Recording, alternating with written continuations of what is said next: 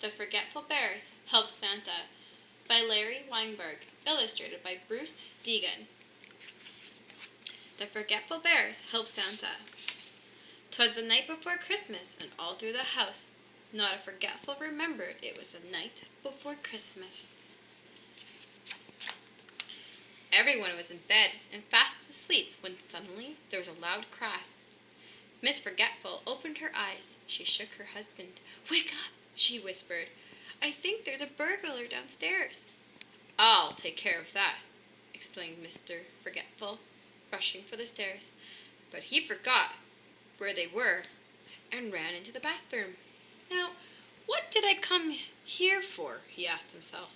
Then he saw in the mirror that his toothbrush was still in his mouth. "Oh, to finish brushing. That's why. Now if I could only remember which teeth I've done already."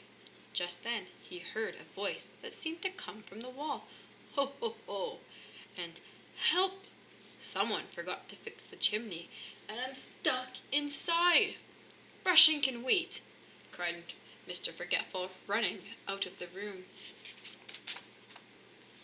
He turned on the lights and found the stairs. "There you are, you crook!" he cried as he ran down. "I've got you now." "Will you please take your paws off me?" shouted Grandpa Forgetful. "I am your father."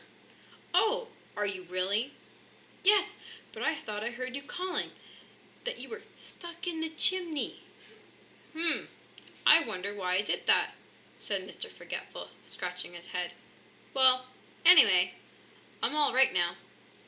"But I'm not." "Ho, ho, ho!" cried a voice from the fireplace. Looking up the chimney, Mr. Forgetful saw a man with a long white beard and a bright red suit. He wagged his finger at the man. "Shame on you, sneaking into houses like that.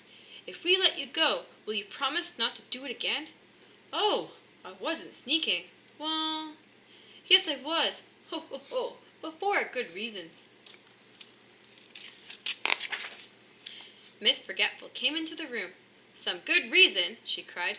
"You dropped this bag full of toys when you tried to get away. Imagine, taking things from children." "But I wasn't taking them, dear madam. I was bringing them." "Ho, ho, ho! You can ho, ho, ho all you want, but you won't fool us," insisted Grandpa Forgetful. "We know perfectly well that Santa Claus is the only one who ever climbs down the chimney bringing gifts, and he never arrives on the 4th of July. "That's very true," sighed the man in the chimney. "It doesn't snow on the 4th of July either." The Forgetfuls all turned to the window. "So that's what the stuff is," called Miss Forgetful. "I couldn't imagine why it was so dusty outside." "Merry Christmas, one and all! And now, would you get me down, please?" The Forgetfuls tugged and pulled until Santa was free.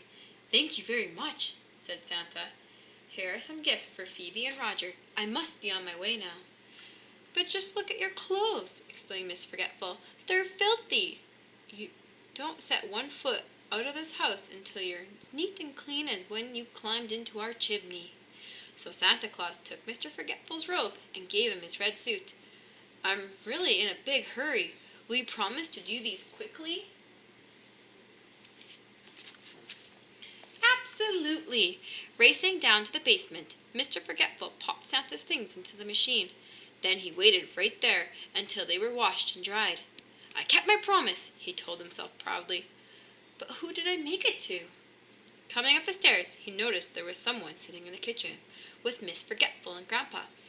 "I thought that was my robe," said Mr. Forgetful to himself. "But if it belongs to him, then these clothes must be mine." So he put them on. Just then he heard some banging noises coming from the roof. Mr. Forgetful went up to have a look and saw a big sleigh filled to the top with presents. In front of it stood 8 reindeer, snorting and stomping because they wanted to be on their way. Mr. Forgetful looked at them, then at his red suit. "Well, I won't keep you waiting a moment longer," he cried, and jumping into the sleigh he shouted, "On Grumpy, on Sneezy, on Dopey, on Bashful." He couldn't understand why they didn't move. Suddenly 2 windows flew open, and 2 little heads popped out. "Oh, look!" Phoebe cried to her brother. "It's Dad!" The children threw on their coats, and were up on the roof in a flash. Mr. Forgetful was glad to see them. "Does anybody remember how to start this thing?" "Sure, Dad." Roger picked up the rings and shouted, "On Robin, on Batman, on—" "No, Roger," cried his sister. "Those are not their names." "Then what are they?" "Winnie the Pooh, and Alice, and Christopher Robin." The reindeer rolled their eyes and groaned. "We'll just have to go on foot," said Mr. Forgetful. They picked up all the presents they could carry, and off they went. As they walked along, Roger pointed to a house. "Dad, a kid I know lives here. Oh, what's his name?" I see an O'Reilly on the mailbox, but what's his name?" "Phoebe, you know who I mean. He's the biggest, scariest kid in the whole school." "Oh, sure, and stuck up, too. He thinks he's a living doll." Mr. Forgetful's eyes opened wide. "He's a doll? Then I guess this must be for him." He carried a dollhouse in through one of the windows. Soon they were rushing in and out of houses. "Let's see, the red box goes to the boy in the blue house. No, the blue box goes to the girl in the red house. No, that's not it." After a while, they were out of gifts. "But there's a boy in that new house," cried Phoebe. "I can see him sleeping with the light on." "Let's go home and bring him some of our toys," suggested Roger. "But we'll leave him a note first that Santa will be back." "I'll do it," said Phoebe. When she went into the house, the television was on. In the movie that was playing, a lot of cowboys were chasing a lot of Indians. "Oh," she thought, "it's the Wizard of Oz. I never remembered if Dorothy goes back to Kansas." And she sat down to watch. When she didn't come out, Roger opened one of the windows. "Psst, psst," he called softly. "Where are you?" "Right here," said the little boy, jumping up in bed. "I'm Timmy." "Who are you?" Meanwhile, back at the Forgetful's house, Santa Claus was waiting and waiting in the kitchen. It was already morning. "Why is it taking so long to clean my clothes?"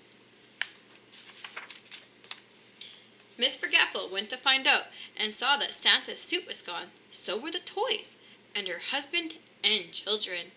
"Christmas is ruined! Ruined!" cried Santa. "No, it isn't," shouted Grandpa, hurrying out of the house. "We'll find them. My name isn't. He jumped into the car and started to drive away. "Come back! You forgot us!" Santa and Miss Forgetful yelled until Grandpa came back. The car whizzed through town. "Stop!" said Santa. "That's one of the places I go to." He ran to the door and knocked very hard. A huge bull answered it. "Well?" "Excuse me, I know that I'm not exactly dressed like Santa Claus, but that's who I am.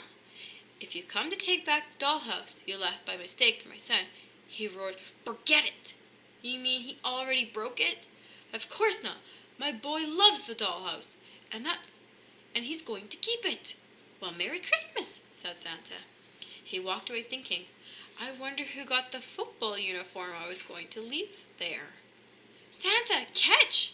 Suddenly a football whizzed through an open door across the way, and out burst a football player. "Is that you, Jennifer, under all that?" "Yes," cried the girl, throwing her arms around him. "How did you think of it, Santa? This is so much better than the dollhouse I asked for." "I'm so confused," said Santa, as he drove off again with Grandpa and Miss Forgetful. Just then, they heard music and singing coming from the house on the corner. Miss Forgetful looked in the window. She saw her family inside dancing. "In there!" she pointed. Grandpa stopped the car.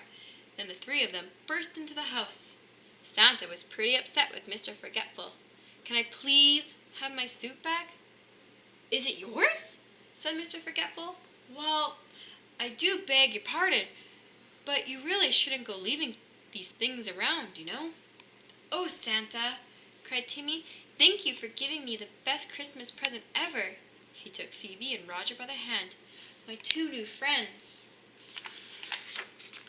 Then Timmy's mother made a big Christmas breakfast, and they all sang and laughed and had a wonderful time, which they never forgot.